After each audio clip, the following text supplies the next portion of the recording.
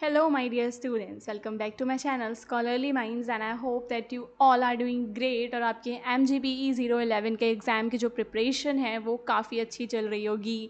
So guys MGPE 011 जिसका नाम है ह्यूमन सिक्योरिटी यानी कि मानव सुरक्षा, ठीक है, इसके कुछ इंपॉर्टेंट क्वेश्चंस को इस वीडियो के अंदर हम रिवाइज़ करेंगे। जो मेरी पुरानी वीडियोज़ हैं वो भी आप सभी के लिए इम्पॉर्टेंट हैं, बट अगर आपने कुछ भी अभी तक नहीं पढ़ा है तो आप मेरी revision class 1 and revision class 2 देखकर चले जाना, एग्ज़ाम में आप इजीली पास हो जाओगे। बट यहाँ पे एक चीज़ ये इम्पॉर्टेंट है ना कि पता है क्या, आपको ज़्यादा से ज़्यादा टॉपिक्स को फिर भी कवर करने की कोशिश करनी चाहिए। ये नहीं कि आप सिर्फ 2 रिवीजन क्लासेस पे ही डिपेंड रहो। अगर आप ज़्यादा टॉपिक्स को कवर करोगे ना तो वो आपके लिए और भी ज़्यादा हेल्पफुल होगा। इसके अलावा मैं वीडियो को शुरू करने से पहले आपको एक चीज़ ये बताना चाहती हूँ गाइज़ कि डिस्क्रिप्शन में ना आपको हमारा व्हाट्सएप नंबर मिल जाएगा, तो वहाँ से आप हमें कांटेक्ट करके ना अपने चैप्टर वाइज नोट्स को परचेज़ कर सकते हो। एकदम शॉर्ट एंड क्रिस्प नोट्स हैं MGPE 011 के, हिंदी और इंग्लिश के अलग अलग हैं। तो आप जो है ना नोट्स में से भी पढ़ सकते हो, या फिर अगर आपको गेस्ट पेपर परचेज़ करना हो ना जिसके अंदर आपको अराउंड 20 क्वेश्चंस मिलेंगे विद आंसर्स, तो आप उसको भी परचेज़ कर सकते हो। तो अभी देखो टाइम है, आपका एग्ज़ाम 16 तारीख को है, तो you can buy it right now and study कर सकते हो। आप एक दिन 1.5 दिन में ईजिली आपका कवर हो जाएगा। नहीं अगर आपको करना तो आप वीडियोज़ में से ही अपने हैंड रिटन नोट्स बना लो, तब भी आप पास हो जाओगे। देखो तो क्वेश्चन नंबर 1 क्या है। क्वेश्चन नंबर 1 जो है आपका प्रीवियस ईयर के ही सारे क्वेश्चंस मैं करवाऊंगी। जलवायु परिवर्तन और ग्लोबल वार्मिंग मानव जनित होते हैं, इसको आपको बताना है, ठीक है, कि इंसानों के द्वारा ये हो जाता है, मतलब इंसानों के बनाए हुए हैं। तो क्लाइमेट चेंज का मतलब पहले समझो क्या होता है। तो long term alteration in the temperature, precipitation and atmospheric patterns on the earth. तो अर्थ में जो एटमॉस्फेयर चला आ रहा था, जो टेम्परेचर चला आ रहा था, उसमें एक लॉन्ग टर्म जब हम इम्पैक्ट देखते हैं ना तो वो आपका क्लाइमेट चेंज में आता है। Global warming is a specific aspect of climate change. तो ग्लोबल वार्मिंग यहाँ पे क्लाइमेट चेंज का एक एस्पेक्ट है, referring to the ongoing rise in the global temperature. तो यहाँ पे हम क्या बात कर रहे हैं गाइज, ग्लोबल जो हमारा टेम्परेचर है, ठीक है, उसके अंदर राइज हो गया है। समझ में आया क्या है। जलवायु परिवर्तन से ग्लोबल वार्मिंग भी होती है। तो why are climate change and global warming considered anthropogenic.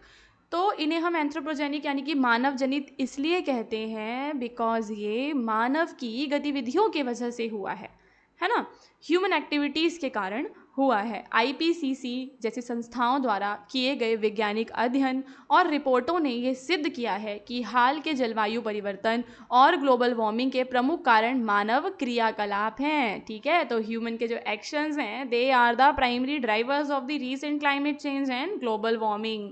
Human activities responsible हैं।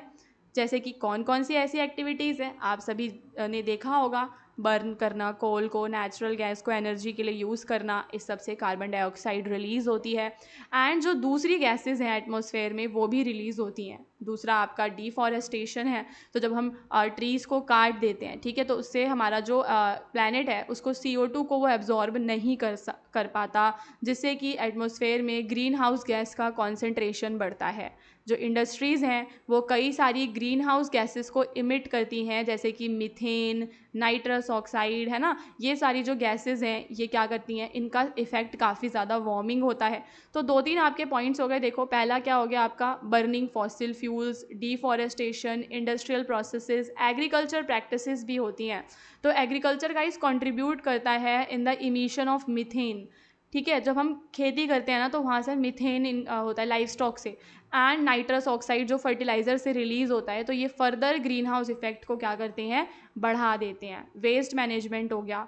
तो हम क्या करते हैं कि अपना जो भी हमारा ऑर्गेनिक वेस्ट है उसको लैंडफिल में फेंक देते हैं, जिससे कि मीथेन प्रोड्यूस होती है जो कि एक ग्रीन हाउस गैस है। तो बेसिकली हमने यहाँ पे क्या समझा कि ह्यूमन एक्टिविटीज़, जितनी भी ह्यूमन एक्टिविटीज़ हैं वो ग्रीन हाउस गैसेस को इमिट करती हैं, चाहे CO2 हो, चाहे मीथेन हो। हर एक एक्टिविटी से ग्रीन हाउस गैस रिलीज़ होती हैं। और जो हमारी ग्रीन हाउस गैसेस होती हैं गाइस, वो क्या करती हैं, टेम्परेचर को बढ़ा देती हैं, ठीक है। तो फाइनली हम क्या समझ चुके हैं, that climate change and global warming are largely driven by human activities making them anthropogenic। तो ये मानव की गतिविधियों के द्वारा उत्पन्न होती हैं, इसी वजह से हम इन्हें मानव जनित कहते हैं। Addressing these challenges requires global cooperation. अगर इन चैलेंजेस को हमें सॉल्व करना है तो ग्लोबली एक साथ आकर पूरे वर्ल्ड को कोऑपरेट करना होगा, तभी हम इनको कम कर सकते हैं। इसके बाद आपको बताने हैं क्रूशियल एरिया ऑफ थ्रेट। वैश्विक सुरक्षा के लिए यूएनडीपी द्वारा पहचाने गए प्रमुख खतरों के क्षेत्रों पर आपको चर्चा करनी है। So the United Nations developmental programme introduce the concept of human security in its 1994 human development report. ये आपको याद कर लेना है। 1994 की जो ह्यूमन डेवलपमेंट रिपोर्ट थी ना, वहाँ पे उन्होंने ये मानव सुरक्षा की जो अवधारणा है ये प्रस्तुत की। So according to UNDP, traditional जो सिक्योरिटी होती है वो फोकस करती है स्टेट की सोवरनिटी पे एंड स्टेट के मिलिट्री प्रोटेक्शन पे। तो वो कहता है कि जो ट्रेडिशनल सिक्योरिटी है वो इनसफिशिएंट है। आज का वर्ल्ड जो कि इतना ज़्यादा इंटरकनेक्टेड है ना, तो वहाँ पर ये ट्रेडिशनल जो सिक्योरिटी है ना ये काम नहीं करेगी, बल्कि हमें एक दूसरी अप्रोच लगानी पड़ेगी। ह्यूमन सिक्योरिटी के अंदर हमें और भी चीज़ों को जोड़ना पड़ेगा। तो इंस्टेड ह्यूमन सिक्योरिटी एम्फेसाइज करती है इंडिविजुअल्स को from the wide range of threat. तो केवल मिलिट्री से काम नहीं चलने वाला, जो और भी दूसरे खतरे हैं ना उनसे भी प्रोटेक्ट करना पड़ेगा। जैसे कि इकोनॉमिक सिक्योरिटी चाहिए होगी, प्रत्येक व्यक्ति के पास भोजन हो, आवास हो, स्वास्थ्य जैसी सेवाएं हो। इसके अलावा फूड सिक्योरिटी चाहिए होगी ताकि लोगों को सफिशिएंट, सेफ और न्यूट्रिशियस फूड मिल सके। फिर हमें हेल्थ सिक्योरिटी चाहिए होगी, यानी कि लोगों को डिजीज़ से, अनहेल्दी लाइफस्टाइल से हमें प्रोटेक्ट करना है। लोगों को एनवायरमेंटल सिक्योरिटी देनी है और पर्सनल सिक्योरिटी भी देनी है ताकि डोमेस्टिक अब्यूज़ से, वॉर से वो लोग बच सकें।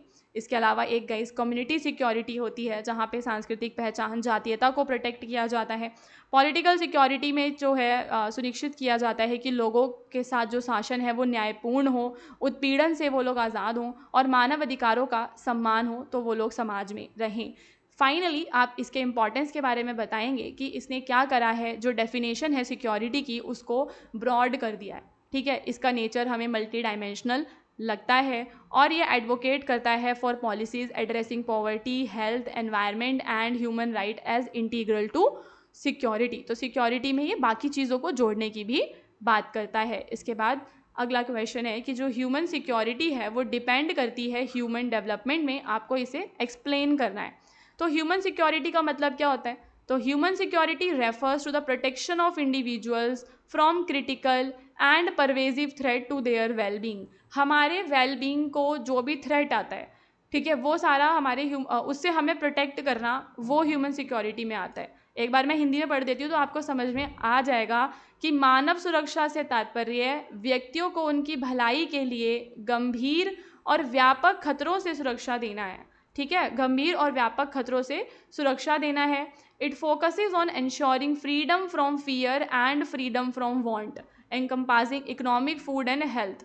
तो क्या करना है, लोगों को भय और अभाव दोनों से हमें मुक्ति देनी है, जिसमें आर्थिक, खाद्य, स्वास्थ्य और पर्यावरणीय, व्यक्तिगत, सामुदायिक और राजनीतिक सुरक्षा ये सब शामिल होता है। ह्यूमन डेवलपमेंट क्या है?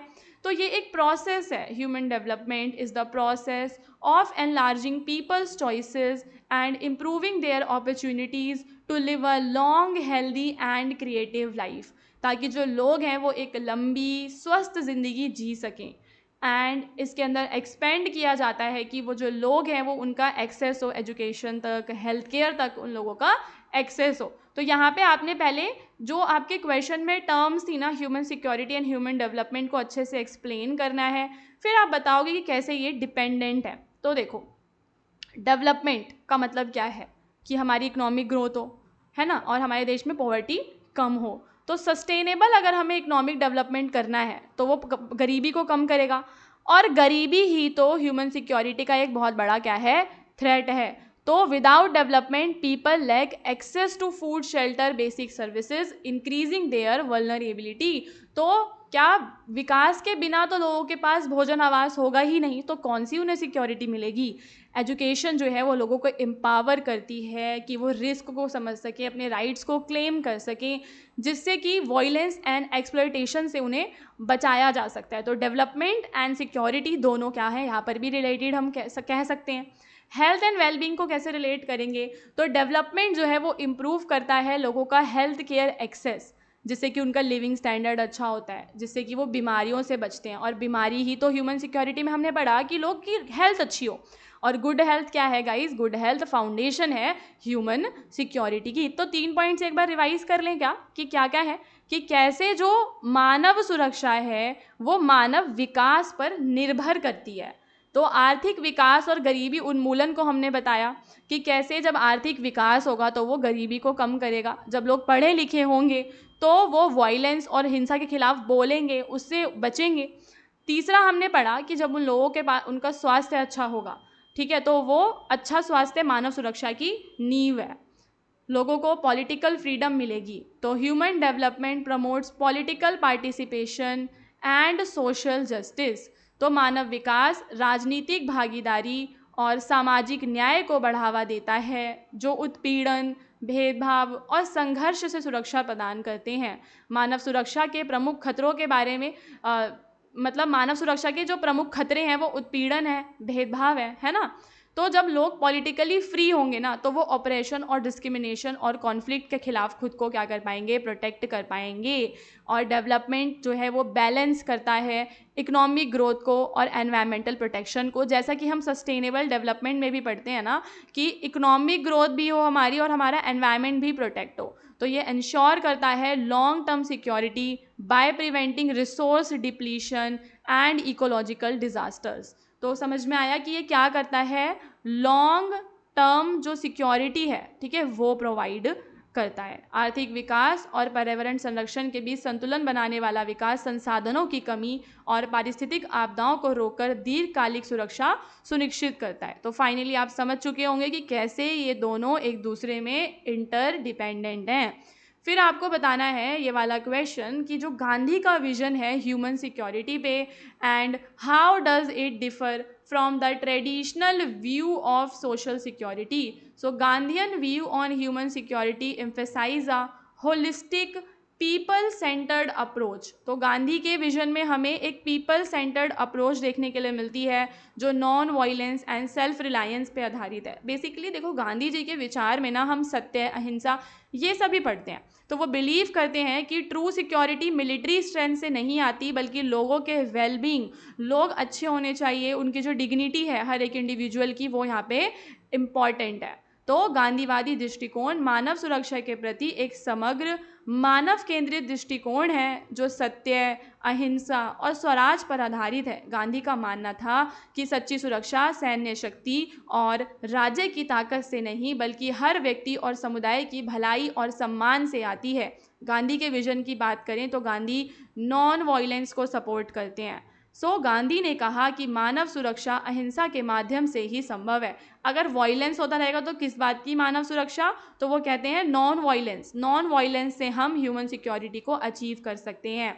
सेल्फ रिलायंट होने की वो बात करते हैं। तो ट्रू सिक्योरिटी गाइस किस पे डिपेंड करती है, जब हमारा देश आत्मनिर्भर होगा, हम सेल्फ सफिशिएंट होंगे, तो वी फील सिक्योर ना। अगर मान लो कि कोई भी विलेज है, उस विलेज में कुछ भी मतलब सारे लोग आत्मनिर्भर हैं, तो वो विलेज के लोग कितना ज़्यादा सिक्योर फील करेंगे। गांधी की जो ह्यूमन सिक्योरिटी है वो चाहती है कि जो वल्नरेबल सेक्शंस है ना सोसाइटी के, वो सेक्शंस जो बेचारे शोषण से पीड़ित हैं, जो महिलाएं हैं, इन लोगों को अपलिफ्ट किया जाए, ताकि इनके बुनियादी जो इनकी आवश्यकताएं हैं वो पूरी होती रहें। इसके अलावा जो गांधी हैं वो एक सिंपल जो लाइफस्टाइल है उसको एडवोकेट करते हैं, जो नेचर को रिस्पेक्ट करता हो, सस्टेनेबल डेवलपमेंट को प्रमोट करता हो। अब हम यहाँ पे ट्रेडिशनल व्यू का और गांधी का डिफरेंस अगर समझें तो देखो, ट्रेडिशनल व्यू क्या करता था, ट्रेडिशनल व्यू कहता था कि जो सिक्योरिटी होती है ना वो स्टेट की रिस्पॉन्सिबिलिटी है, ठीक है, ये किसकी रिस्पॉन्सिबिलिटी है, स्टेट की रिस्पॉन्सिबिलिटी है।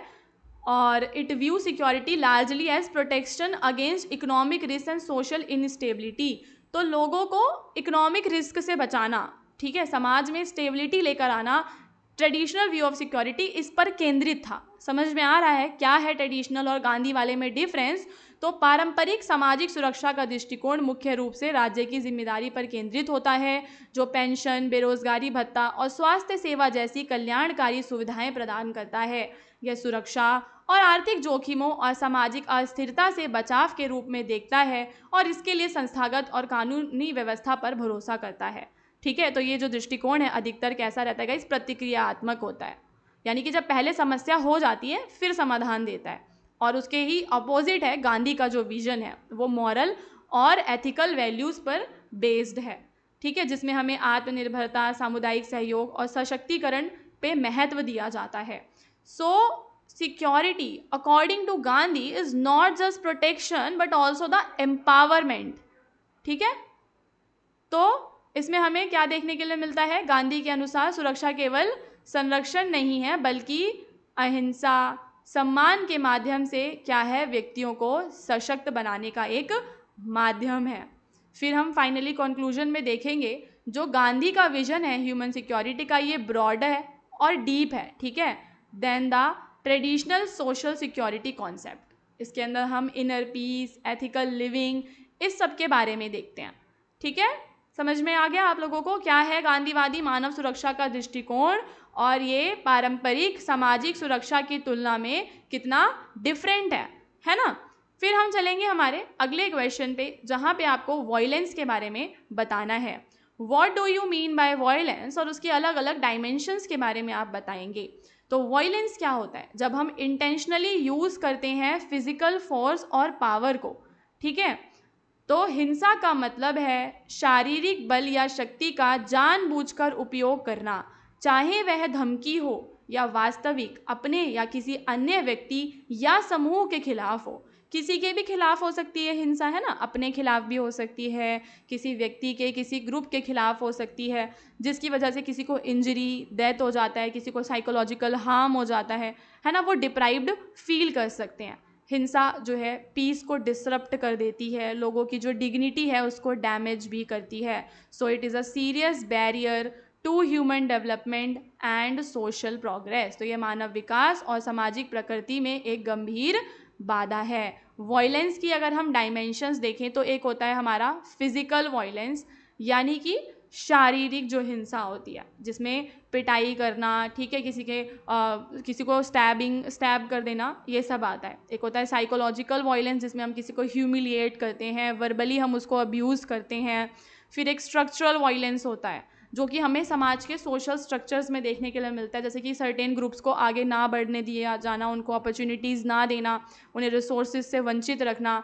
कल्चरल वॉयलेंस में हम क्या देखते हैं कि जो कल्चर के एस्पेक्ट्स हैं, जैसे कि रिलीजन, आइडियोलॉजी, ठीक है, इन सब का यूज़ करके वॉयलेंस को लेजिटिमाइज़ किया जाता है कि ये तो हमारा धर्म कहता है तो हम ऐसा करेंगे। फिर तुम्हारा इकोनॉमिक वॉयलेंस भी होता है, जब लोगों को बेसिक जो राइट्स नहीं दिए जाते, जैसे कि उनको एम्प्लॉयमेंट ना देना, फेयर वेजेस ना देना, प्रॉपर्टी ना देना, जैसे कि वो गरीब रह जाएं, असुरक्षित महसूस करें। फिर तुम्हारा पॉलिटिकल वॉयलेंस भी होता है, जैसे कि लोगों को ऑप्रेस करना, असैसिनेशन कर देना। ठीक है, तो इसमें राज्य द्वारा दमन, राजनीतिक हत्या और सत्ता और अधिकारों की लड़ाई से जुड़ी हुई हिंसा शामिल होती है। एंड फाइनली आप कंक्लूजन में बताएंगे जो वॉयलेंस है वो एक मल्टीफेसिड फेनोमेनन है, जिसके अंदर जो इंडिविजुअल्स हैं वो सबको इफेक्ट करता है। ठीक है, पीस एंड सिक्योरिटी को अगर हम इसके अलग अलग डायमेंशंस को समझें और स्ट्रेटेजीज को अपनाएं तो हम पीस एंड सिक्योरिटी और ह्यूमन डेवलपमेंट को बढ़ावा दे सकते हैं। सो गाइज, यहाँ पे जो है आपको क्वेश्चंस एंड आंसर्स बाइलिंगुअल देखने के लिए मिलते हैं, बट जो हमारा गेस्ट पेपर है, जो हमारे नोट्स हैं ना, वो हिंदी एंड इंग्लिश के अलग अलग हैं, तो आप उनको ले सकते हैं बिकॉज गेस्ट पेपर्स के अंदर जो आंसर्स हैं वो काफ़ी ज़्यादा डिटेल्ड हैं। जिस तरीके से आपको एग्जाम में 500 वर्ड्स में लिखना होता है ना, उसी तरीके के आंसर्स आपको गेस्ट पेपर में मिलेंगे। इसके बाद में रिवीजन क्लास 2 भी लेकर आऊँगी, तो चैनल को सब्सक्राइब करना बिल्कुल मत भूलना।